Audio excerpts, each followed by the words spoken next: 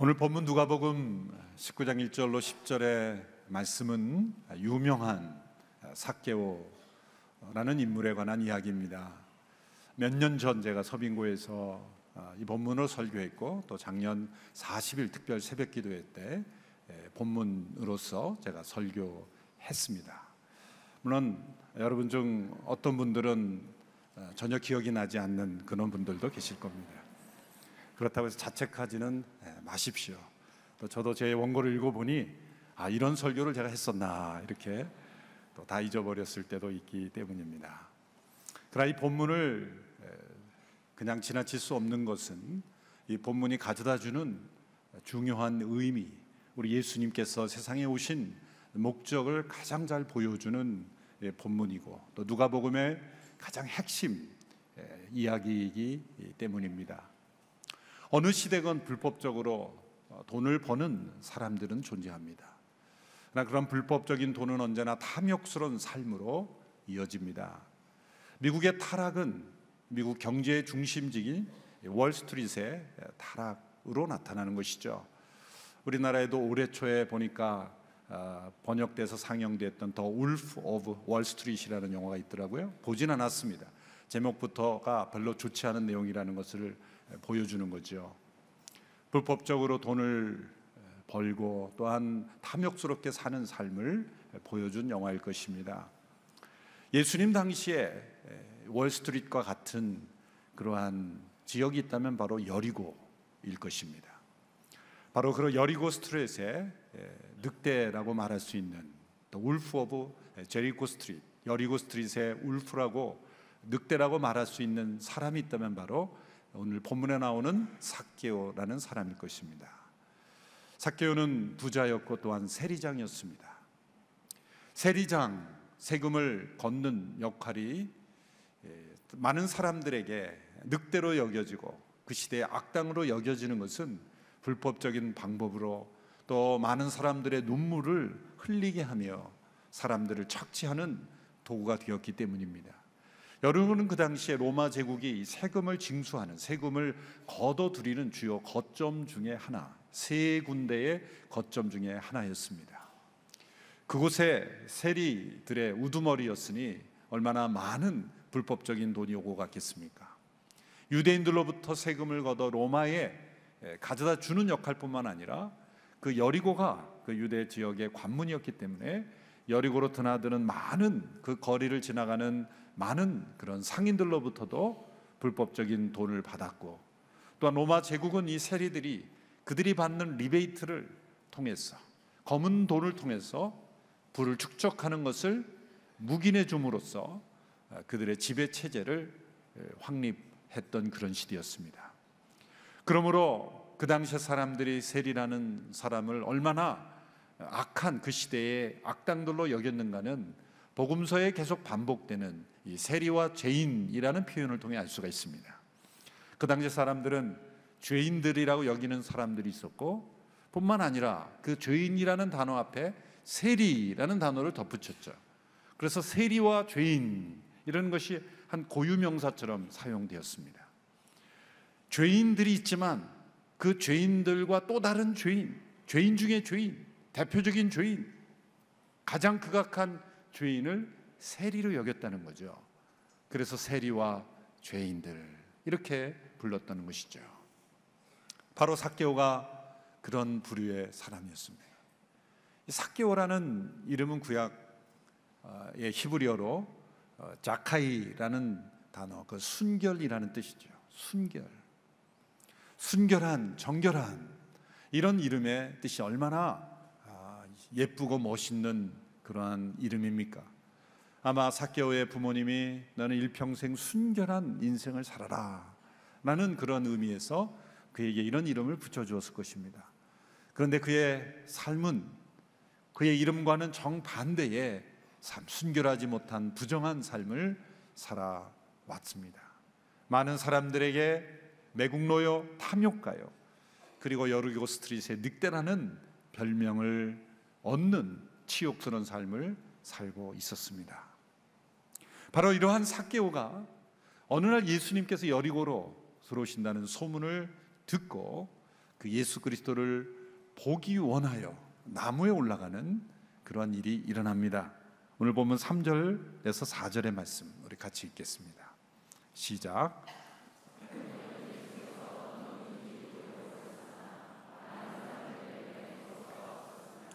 그는 키가 작았기 때문입니다.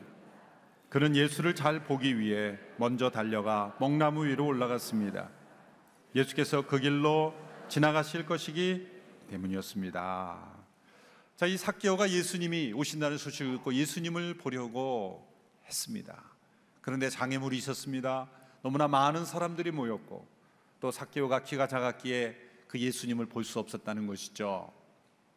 우리는 이 나무 위에 올라간 삭개오, 우리는 동화 속에 나오는 한 어린아이가 마치 이름 있는 연예인을 보듯이 철없는 어린아이들, 청소년이 나무 위에 올라가 예수님을 보는 것으로 연상하기 쉽습니다.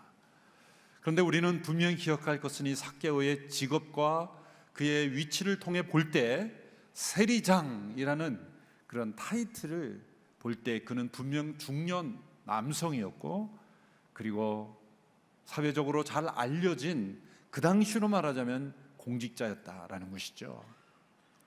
신문에 이름이 나오면 얼굴은 많은 사람들에게 알려진, 누구나 그의 이름을 모를 수 없는 그러한 위치의 인물이라는 것을 염두에 두어야 합니다. 그런 인물이 그 시대에 잘 알려진 공직자가 예수 그리스도라는 분이 여리고 온다는 소식을 듣고 나무에 올라간다는 것, 이것은 결코 그냥 넘겨버릴 문제가 아닌 것이죠. 어느 사회건 이런 위치에 있는 사람들이 누군가를 보기를 원했는데 사람들이 너무 많이 모여 있고 또 자신의 신체적인 어떤 결함, 어떤 문제 때문에 볼 수 없다, 또 너무 많은 사람들이 몰려들기 때문에 만날 수도 없다라고 한다면 어떻게 있습니까? 그냥 집에 돌아오는 것이죠. 포기하고 마는 것이죠. 까짓 거 안 보면 어떻습니까? 내가 꼭 그 사람을 봐야 되겠습니까? 이것은 생각할 필요가 없이 그냥 돌아올 문제인 것입니다.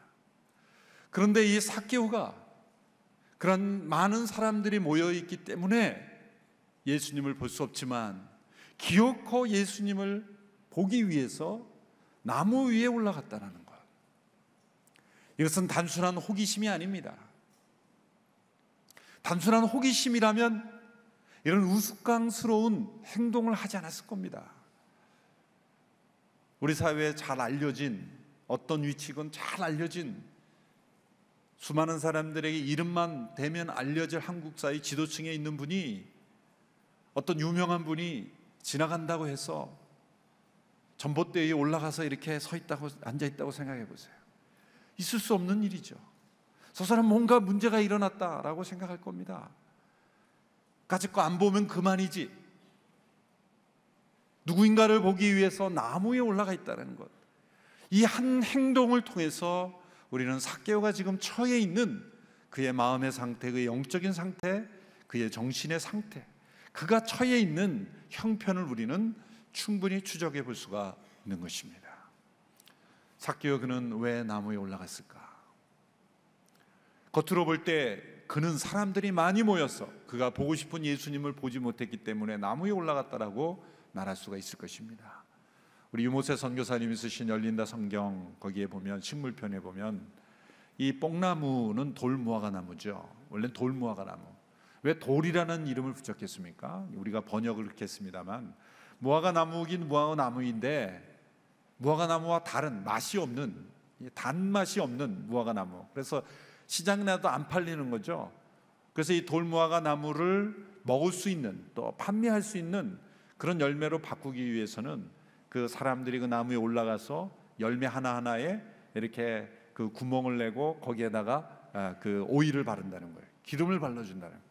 그래서 그 무화과 나무 열매를 달게 만들어서 사람들에게 그나마 팔 수 있는 그런 열매로 만들었다는 것이죠. 그 당시에도 여리고에 있는 무화과 나무, 돌무화과 나무 있는 곳에서 아마 삭개오는 그 일하고 있는 사람들로 자신을 위장하면서 자연스럽게 사람들에게 자신을 포장하면서 예수님을 보려고 했던 것입니다. 그것 또한 삭개오가 얼마나 예수님이 어떤 분인가를 간절히 보기 원했는가를 우리에게 보여주는 것이죠. 그는 물론 자신을 그러한 일꾼들의 한 사람으로 보이도록 자신을 포장했겠지만, 그러나 단 한 사람이라도 이 나무에 올라간 사람이 삭개오라는 것을 알았더라면 많은 사람들에게 시선이 집중될 수 있는 그런 신분의 사람이었다는 것이죠. 지금 삭개오는 자기의 모습을 잃어버리고 있습니다. 다른 사람의 시선조차 의식하지 않고 있습니다. 사람이 위기에 빠지면 다른 사람이 나를 어떻게 바라볼지 신경 쓰지 않게 됐어요. 집에 불이 나서 뛰쳐나오는데 화장하고 나오는 사람은 없을 거예요. 전쟁이 터졌는데 다른 사람이 내가 입은 옷을 어떻게 볼지를 염두에 두고 옷을 치장하고 나오는 사람은 없을 겁니다. 삶과 죽음의 교차로에 있는 사람이 다른 사람이 내 외모를 어떻게 볼지를, 나의 모습을 어떻게 볼지를 그렇게 의식하고 행동하는 사람은 아무도 없을 겁니다. 사람은 위기에 빠지면 다른 사람이 나를 어떻게 보는지 중요하지 않게 생각합니다. 무엇인가에 집중하고 있고 무엇인가에 몰두하고 있는 사람에게는 다른 사람의 시선은 그다지 중요하지 않은 것입니다. 바로 삭개오가 그러한 상황에 처해 있는 것입니다. 그는 지금 다른 사람의 시선은 중요하지 않습니다. 심지어 자기 자신조차도 자기 자신을 의식하지 않고 있어요. 그것이 바로 그가 나무 위에 올라간 이유입니다. 여러분, 이런 경우가 있었습니까? 다른 사람이 나를 어떻게 볼지, 나의 행동을 어떻게 평가할지 우리는 매일매일 의식하고 살아갑니다.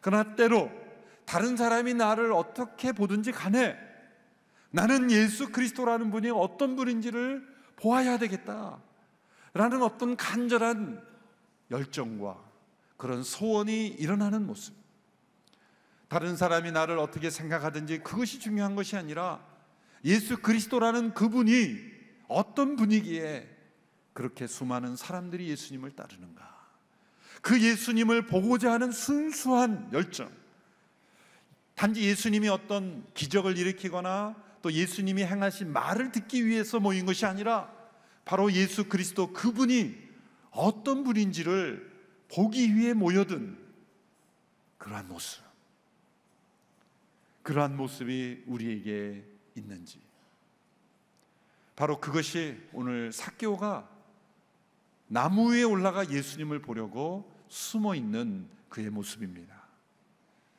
삭개오의 이런 행동은 중년기에 나타나는 소위 사축이라 그러죠. 사춘기가 중년에 나타나는 걸 사축이라 그러죠. 사축이적인 행동이 아니죠. 단순한 호기심을 넘어서는 것입니다.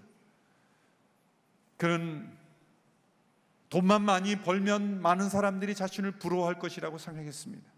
많은 사람들이 악당이라 비난하고 또 늑대 같은 인생이라고 비난할지라도 사람들이 겉으로는 비난해도 속은 나를 부러워할 것이다, 그런 생각을 가지고 그는 살아왔습니다. 그가 원하던 많은 돈을 얻었습니다. 그러나 그는 공허했습니다. 그의 주변에는 돈 때문에 만나는 사람들만 있었습니다. 진정한 우정, 마음을 나누고 삶을 나누고 자신의 속마음을 있는 그대로 털어놓을 수 있는 그런 인생의 소중한 친구가 그에게는 없었습니다. 아무리 사방을 둘러봐도 자기 주변에 있는 사람들은 자기가 가진 위치, 자기가 가진 돈 때문에 만나는 사람들 뿐이었습니다. 그의 인생은 공허한 인생이었고 어느 한순간 나는 무엇을 위해서 살아왔는가, 그렇게 생각하게 되었습니다. 또한 그는 밤마다 양심의 가책에 의해서 잠 못 이루었을지도 모릅니다. 자신들에 의해 눈물을 흘리는 그런 사람들의 얼굴이 떠올라 그를 괴롭혔을지도 모릅니다. 그는 물질 만능주의 시대에 많은 돈만 벌면 사람들로부터 어떠한 비난을 받아도 나는 상관없다라는 생각으로 살아왔을지 모르지만 한순간에 그는 공허함을 느끼게 된 것입니다. 자기가 추구했던 인생이 얼마나 무의미한 인생이었다라는 것을 그는 느끼게 된 것입니다. 그러던 때 죄인들의 친구다, 세리의 친구다 라고 불림을 받는 예수님이 여리고로 들어오신다는 소문을 듣게 된 것입니다. 예수님에 관한 소식은 삭개오에게 흘려버릴 수 있는 소문이 아니었습니다. 무시해버릴 수 있는 소문이 아니었습니다. 그가 과연 누구이기에, 많은 사람들이 비난하는 세리와 죄인들의 친구로 불릴 수 있단 말인가. 그 예수님에 관한 궁금함이 간절한 열망으로 표현되었고, 그는 결국 예수님을 보려고 나무 위에 올라간 그런 모습으로 처하게 된 것입니다. 바로 그때 이 삭개오가 놀라운 그러한 일이 일어나게 된 것입니다. 그것은 예수님이 여리고로 들어가시다가 나무 위에서 몰래 예수님을 지켜보고 있던 삭개오를 향하여 위로 쳐다보시면서 말씀하신 겁니다. 삭개오야, 내려오라. 내가 오늘 너희 집에 머물러야 하겠다라는 말씀입니다. 여기서 여리고 스트릿의 첫 번째 기적이 나타납니다. 그것은 무엇입니까? 지금 이 상황에서 주도권은 삭개오에게 있는 것처럼 보입니다. 예수님은 그냥 지나가시고 삭개오가 몰래 예수님을 보는 그러한 상황인 것처럼 보이지만, 삭개오가 예수님을 찾아 나선 것처럼 보이지만, 실상은 예수님께서 삭개오를 찾아오고 계시다는 거예요. 삭개오가 예수님을 몰래 지켜보고 있는 것처럼 보였지만, 실상은 예수님께서 삭개오를 지켜보고 다가오고 계셨다는 거예요. 삭개오야, 내려오라. 내가 오늘 너희 집에 머물러야겠다. 삭개오는 예수님이 자신의 이름을 부른다는 것에 놀랐을 것입니다. 그 당시에 오늘날처럼 인터넷이나 사진이 돌아다니던 시대도 아니었을 텐데, 예수님이 여리고로 들어가시던 길에 삭개오의 얼굴을 보고, 나무 위에 있는 그 삭개오를 보고 삭개오야 이름을 부르실 때, 그는 매우 놀라서 나무에서 떨어질 뻔했을 것입니다. 이것이 여리고 스트릿에서 일어난 첫 번째 기적입니다. 삭개오가 예수님을 찾아 나선 것 같지만, 실상은 예수님께서 삭개오를 찾아오셨다는 거예요. 우리 인생에 일어난 신앙의 위대한 기적에는 이러한 만남이 있습니다. 우리가 예수님이란 분이 궁금해서 열심히 교회를 찾아온 것 같고, 또 어떤 집회, 많은 사람들의 요구에 응해서 내가 선택한 것 같지만, 신앙은 절대 내가 하나님을 선택한 것이 아니라 하나님이 먼저 나를 택해 찾아주셨다는 거죠.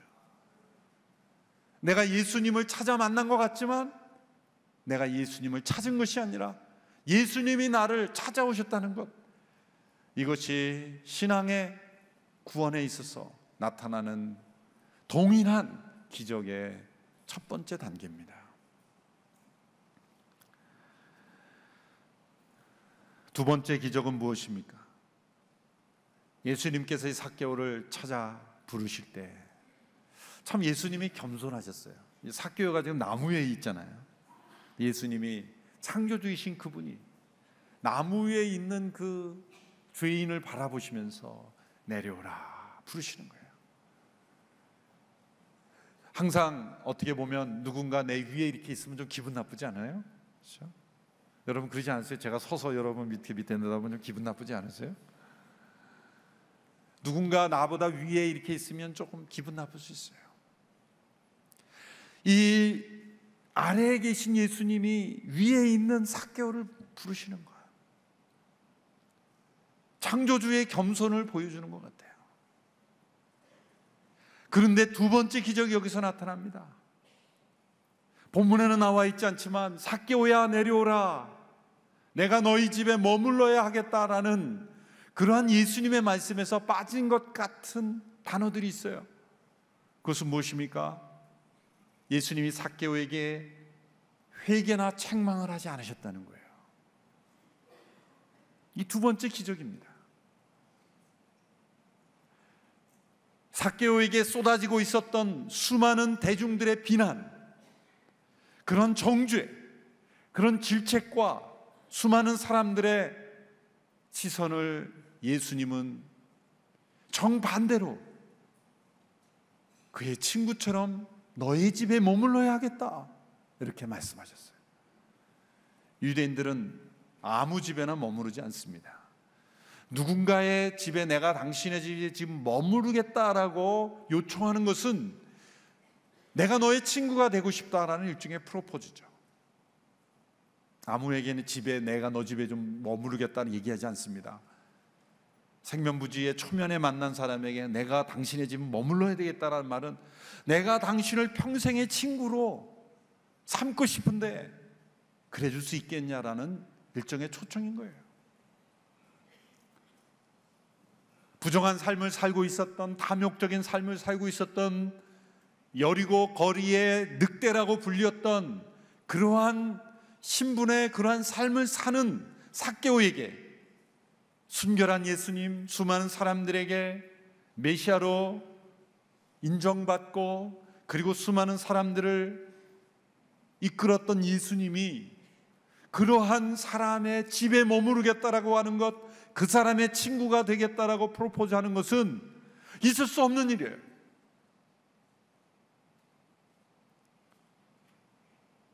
많은 사람들은 예수님이 삭개오를 만나신다면 이렇게 말했을 것이라고 기대했을 거예요. 삭개오야, 내려오너라, 회개하라, 내가 지은 죄를 알렸다, 너희 모든 재물을 다 팔고 가난한 사람에 주고 나를 쫓으라. 그래서 박수가 터져 나왔을 거예요. 역시 예수님은 사람 볼 줄 아셔. 그런데 예수님은 그러한 회개 요청을 하지 않으셨다는 거예요. 그래서 오늘 본문에 보면 사람들이 수군거렸다 그러지 않습니까? 그냥 수군거린 게 아니라 비난한 겁니다. 아마 그 자리에 기자가 있었더라면 그 다음날 뉴스 신문에는 헤드라인에 이런 기사가 났을 거예요. 예수 부자의 편을 들다, 예수 죄인의 친구가 되다, 예수 부자의 집에 머물길 선택하다, 예수 드디어 타락의 길을 걷기 시작하다, 이런 각양각색의 뉴스들이 나왔을 거예요. 사람들의 비난이었기 때문이에요. 사람들은 비난의 상자 속에 그 당시에 삭개오라는 인물, 세리와 죄인들이라는 그러한 상자에 넣어서 비난하기를 즐겼습니다. 저 사람들은 지옥에 떨어져야 마땅한 사람들이다. 그런데 예수님께서 그 사람들의 친구가 되셨다는 것, 예수님이 죄인들의 친구가 되셨다는 것이 죄의 친구가 됐다는 게 아니죠. 예수님은 놀랍게 죄의 친구가 되지 않으면서도 죄인들의 친구가 될 수 있다는 게 예수님의 우리에게 보이신 기적이에요. 예수님은 죄인의 환심을 받으려고 하지 않으면서도 죄인들에게 관심을 가지셨다는 것, 이것이 예수님이 우리에게 보이신 두 번째 기적이에요. 내가 너희 집에 머물러야 하겠다. 어떤 지도자도, 어떠한 신분의 사람도 그러한 선택은 하지 못할 거예요. 참 훌륭하신 교황께서 오셔서 우리에게 많은 감동을 주었는데, 만약 교황께서 오셔서 이 시대의 삭개오와 같은 사람의 집에 머물렀다 그러면 기자들이 안 좋겠을걸요. 이런 사람의 집에 머물다니, 그러지 않겠습니까? 그런데 예수님은 삭개오의 집에 머물기로 선택했다는 거예요. 대중들의 비난과 시선과 평가, 그것이 중요한 것이 아니었어요. 그 사람이 가진 외형적인 신분, 그가 가졌던 사람들의 비난, 평가를 두려워했다면 예수님은 삭개오의 집에 머무르지 않으셨을 거예요. 만나지도 않으셨을 거예요. 나무 위에 올린 삭개오 그냥 흘겨보고 지나갔을 거예요. 그런데 예수님은 삭개오를 내려오라, 내가 너희 집에 머물러야겠다. 이것이 놀라운 기적 아닐까요? 사람들의 시선과 비난과 사람들이 가진 평가를 뛰어넘는 영혼에 대한 사랑, 그 당시에 죄인들로 사람들이 세리라는 탐욕으로 얼룩진 그런 사람들로, 이 사람은 정죄받아 마땅하고 비난받아 마땅하다고 여겼던 당시의 세리장을 그의 집에 머무르겠다, 내가 너의 친구가 되고 싶다. 이것은 삭개오가 사랑했던 돈을 사랑한 것이 아닙니다. 그가 사랑했던 위치를 사랑한 것이 아닙니다. 그가 살아왔던 죄인들과 같이 살 것을 생각한 것이 아닙니다. 예수님은 삭개오의 겉모습이 아니라 그의 속마음을 보고 계셨기 때문이에요.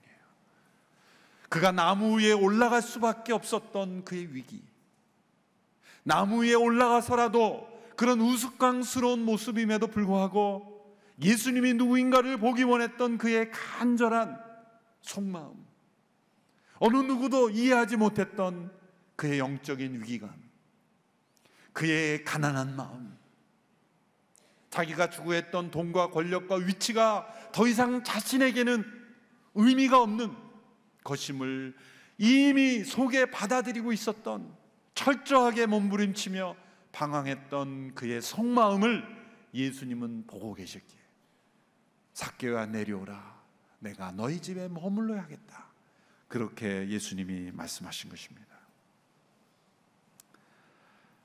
예수님은 수많은 사람들이 비난하고 있었던 삭개오지만 예수님의 눈에 보기에는 아버지의 품을 떠난 탕자로밖에 보이지 않았기 때문입니다.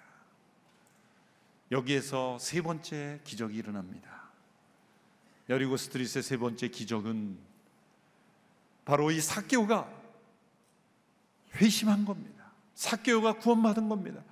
삭개오가 자발적으로 회개하며 자신의 과거의 삶과 단절하고 새로운 인생을 출발하게 된 것입니다. 오늘 삭개오가 고백한 8절의 내용을 함께 보십시오. 8절 말씀 우리 같이 읽습니다. 시작. 서서 주께 말했습니다. 주여 보십시오. 제 소유물의 반을 떼어 가난한 사람들에게 주겠습니다. 누군가를 속여 얻은 것이 있다면 4배로 갚아주겠습니다. 세 번째 기적, 이것은 자발적인 회개와 변화된 삶이 나타났다는 거죠. 이것은 어떤 의미가 있습니까? 자신의 죄를 스스로 인정하고 회개했다는 거예요. 참된 회개는 다른 사람이 지적해서 인정하기 전에 자기 스스로 자발적으로 인정해요. 다른 사람들이 비난할 때 당신은 10가지 죄를 졌어 그럴 때 아니야 나는 10가지는 아닙니다, 5가지밖에 아닙니다 라고 죄를 깎는 사람은 절대 참된 회개가 아니에요. 참된 회개는 다른 사람이 10가지 죄를 졌다 그랬을 때 아닙니다, 저는 10가지 이상의 수십 개의 죄를 졌습니다, 그거보다 제가 지은 죄가 더 많습니다, 이렇게 죄가 더 많다고 인정하는 게 진짜 참된 회개예요. 그런데 말은 회개했다고 하는데 다른 사람이 시작하는 것보다 자꾸 죄를 깎는 사람이 있어요. 죄를 깎는 건 절대 회개가 아니에요. 진짜 회개는 나의 죄는 그거보다 훨씬 더 많습니다, 여러분들이 몰라서 그렇지 나는 죄가 더 많습니다. 이 자발적 회개. 예수님은 삭개오를 책망하거나 죄를 지적하거나 회개하지 않았음에도 불구하고 삭개오는 스스로 회개했어요. 꼭 회개하라고 말을 해야 사람이 회개하는 건 아닙니다. 그 사람의 마음의 중심에 있는 가난함을 보고 그 사람의 손을 잡아주고 그 사람을 또 하나의 이 세상의 피해자로 보고 죄에 쓰러진 연약한 인생으로 보고 그 사람에게 그리스도의 용서가 필요하다는 것을 보고 부유하건 가난하건 어떠한 죄를 졌건 그 사람 또한 구원받아 마땅한 하나님의 소중한 존재인 것을 인정하고 그의 손을 잡아주는 친구가 되어줄 때 삭개오와 같은 자발적인 회개가 일어난다. 회개뿐만 아니라 그는 어떤 고백을 했습니까? 그는 자신의 인생의 목적이었던 돈으로부터 자유하게 되었죠. 여러분, 무엇인가로부터 자유한다는 것은 무엇인가를 할 수 있다는 것이 아니라 그만둘 수 있다는 거예요. 내가 무엇인가를 스톱시킬 수 없다면 그는 묶여 있는 거예요. 종이 되어 있는 겁니다. 자유하다는 것은 그만둘 수 있다는 거예요. 뿐만 아니라 그는 자신이 걸어왔던 모든 삶에서 부정한 관계로부터 회복을 원했죠. 구약의 속건제사가 있는데 이 속건제사는 관계 회복의 제사예요.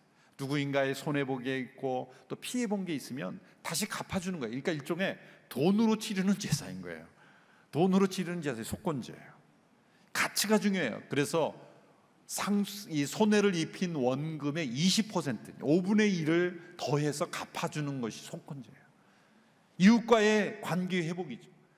20%, 5분의 1을 더해서 주는 거예요. 원금 플러스 보상금에. 그런데 그는 삭개오는 뭐라고 말했습니까? 4배나 갚겠습니다. 400%. 그 뭡니까? 자기가 마땅히 법적으로 갚아야 될 것 그 이상의 더 많이 갚는 거예요. 여러분, 진정한 관계 회복은 법에 정한 것만 하는 게 아니라 그 이상으로 더 많은 것을 갚아줄 때 진정한 관계 회복이 이루어지는 거죠. 삭개오의 삶에 일어난 것을 보십시오. 참된 회개를 통해서 사람들이 지적하는 것보다 내가 더 많은 죄를 지은 사람이라고 고백하고, 그리고 자신이 추구했던 돈으로부터 자유하게 되고, 그리고 갚아야 될 의무보다 훨씬 더 많은 것을 갚음으로 어쩌면 그는 가난한 인생이 되었을 것입니다. 세리장으로서의 직업도 포기했을지 모릅니다. 온전한 변화된 삶이 이루었습니다. 여리고 스트릿의 늑대라고 불렸던 그가 여리고 스트릿의 어린 양이 되었어요. 놀라운 기적이 일어났습니다. 많은 사람들에게 저 사람은 구제불능이라 그렇게 취급받았던, 비난받던 죄인이 예수 그리스도를 만남으로 변화된 삶을 살기 시작했다는 거예요. 이런 기적이 오늘 이 시대에 탐욕스러운 삶을 사는 소위 이 시대의 늑대들에게도 나타날 수 있는 거죠. 우리가 비난의 상자 속에 넣어서 저 사람하고는 같이 나는 천국 가기 싫다라고 하는 그 사람들 또한 예수님을 만남으로 하나님 나라의 백성이 될 수 있는 기적이, 언제나 기적의 문은 열려 있다는 것을 우리는 기억해야 할 것입니다. 우리 모두가 이런 기적을 체험하지 않았습니까? 우리 모두가 삭개오처럼 예수님을 만나지 않았습니까? 그렇다면 오늘 이 시대에 수많은 삭개오들도 또한 예수 그리스도를 만날 수 있는 그런 길이 열려 있음을 우리는 기억해야 할 것입니다. 수많은 사람들이 비난하고 정죄하는 바로 또 다른 삭개오가 오늘 이 시대에 있을지도 모릅니다. 그들을 위해서 기도하는 우리 모두가 될 수 있게 되기를 바랍니다. 예수님처럼 죄의 친구는 되지 않으면서 또한 죄인의 친구는 될 수 있는 그러한 열린 마음, 그러한 마음, 수많은 사람들이 쏟아붓는 비난에 그러한 편류해서 비난하기로 끝나는 우리의 인생이 되지 않고, 그들을 죄로부터 구원하고 자유케 하고 예수님을 만남으로 새로운 기적의 주인공이 되게 하는 우리 모두가 되는, 하나님 나라의 일꾼이 되는 우리 모두가 되기를 축원합니다. 우리 모두가 이런 삭개오임을 인정하고 참된 회개와 변화된 삶을 살 수 있는 우리 모두가 되기를 주님의 이름으로 축원합니다.